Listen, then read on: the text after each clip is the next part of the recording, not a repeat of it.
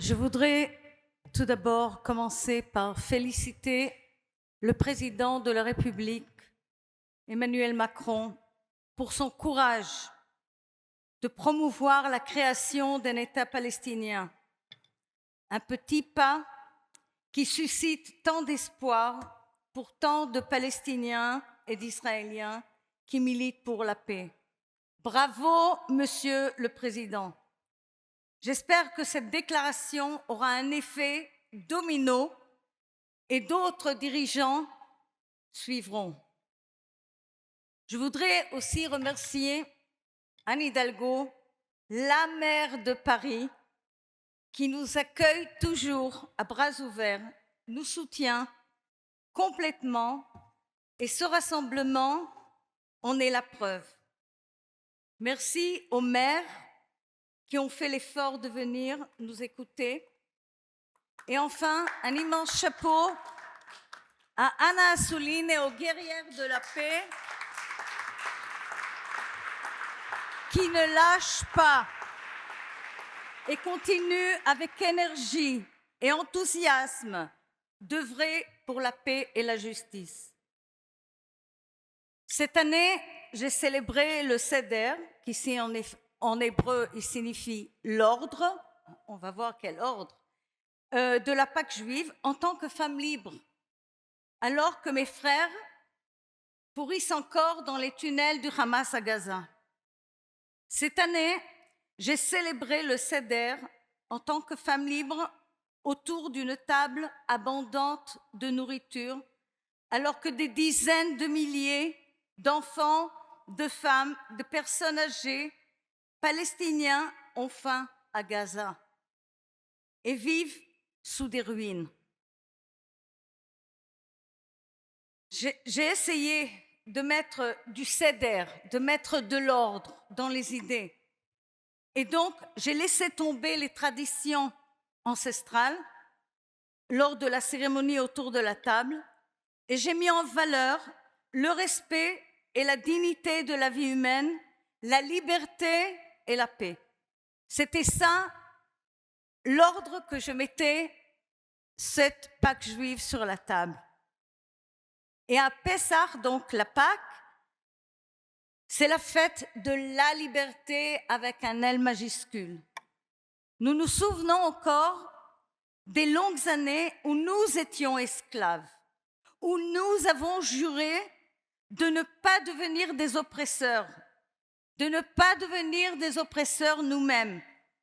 Nous savons à quel point il est facile de durcir le cœur envers l'autre.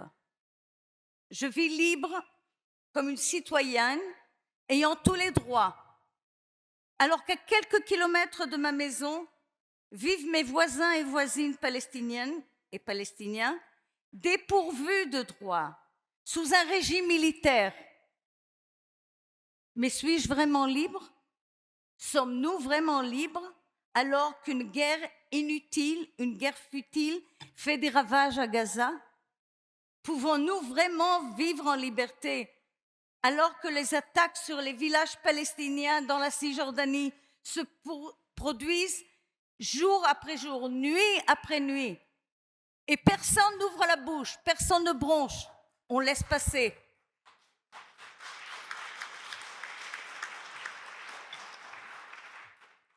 La paix est possible que si les personnes humaines sont libres et indépendantes de décider de leur vie, de leur destin, de leur avenir et l'avenir de leurs enfants. Il faut que la jeune génération ait un horizon constructif, qui ne soit pas récupéré par des extrémistes, pour que la justice soit faite au peuple palestinien comme il a été fait pour mon peuple. Et la société civile a un rôle capital afin d'atteindre cet objectif. Depuis 1 an et demi, parallèlement, nous sommes témoins et nous distinguons deux sortes d'actions en Israël et à travers le monde. D'une part, des centaines de milliers d'Israéliens manifeste chaque semaine dans les rues du pays, du nord jusqu'au sud. Au début, c'était que pour les otages, en famille, comme ça. Et puis, ça a continué par des manifestations contre la guerre. Une revendication ferme d'arrêter la guerre. Et depuis une semaine, un peu plus, mon ami Alon Gour, qui est pilote de l'air, est venu voir son commandant et lui a dit « Moi, je refuse d'aller bombarder à Gaza ». Ça fait un effet domino.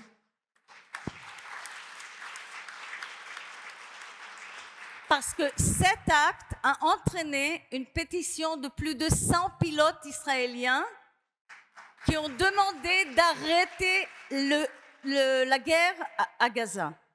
Et puis, il y a eu les réservistes et les médecins et les assistants sociaux et les ex-chefs de sécurité israéliens. Et il y a 2 jours, Eli, que vous venez d'entendre, a rédigé une pétition où 2000 artistes, écrivains en Israël ont signé. Personne n'a fait allusion aux pétitions des médecins, mais c'est dans toute la presse, y compris Al Jazeera, y compris la presse turque. Tout le monde, 2000 artistes, comme quoi la culture, elle est importante dans la promotion de la paix. La société civile se réveille. Elle dit non à la guerre. Et d'autre part, ça m'a fait mal au cœur de voir les manifestations en Europe, aux États-Unis, nourries par la haine, la violence, appelant à l'annihilation de l'État d'Israël. Pas une phrase, pas un mot constructif, pas une action en faveur de la paix. Pour moi, la paix est le seul combat qui mérite d'être mené, comme le disait Camus. C'est la raison pour laquelle je lutte depuis plusieurs décennies en Israël, dans les territoires occupés. Sartre disait « Chaque parole a une conséquence, chaque silence aussi ». Je suis ici ce soir pour parler et pour vous inciter à ne pas garder le silence, à rentrer en action. Aujourd'hui, je suis ici pour lancer un défi aux maires des villes partout dans le monde. Cet événement, c'est la première hirondelle et j'espère que cette hirondelle va se répercuter dans toutes les villes, dans toutes les capitales dans le monde. Donc j'appelle vraiment les maires de tous les pays de prendre cette initiative que Madame la maire de Paris a pris et organiser des conférences de ce genre. Je vous promets que tous ces gens-là viendront comme des bons soldats de la paix.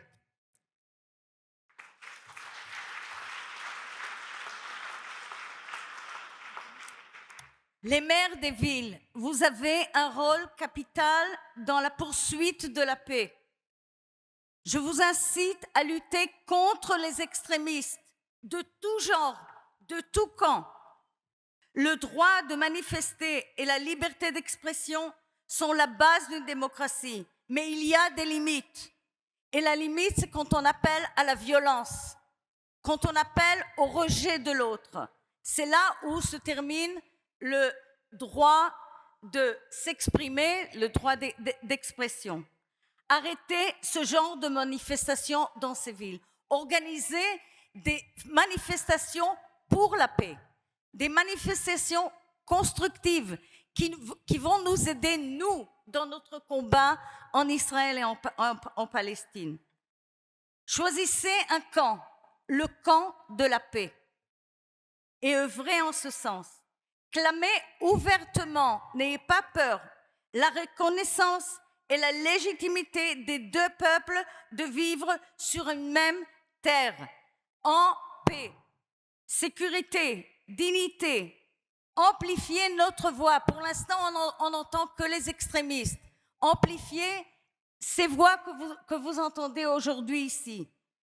Et créer des jumelages de 3 villes, des triples villes. Je vais vous donner un exemple. Paris, Ramallah, Tel Aviv. Naplouse, Berlin, Jérusalem. Et ce jumelage de 3 villes va faire que la société civile, que les maires vont pouvoir venir avec des projets en Israël et en Palestine. Je voudrais terminer par un petit poème qu'a écrit un médecin israélien dans les années 20 du siècle précédent et qui parle de la foi en l'humanité.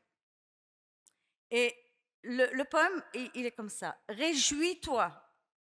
Je vais le lire en mode féminin parce que c'est moi qui le lis.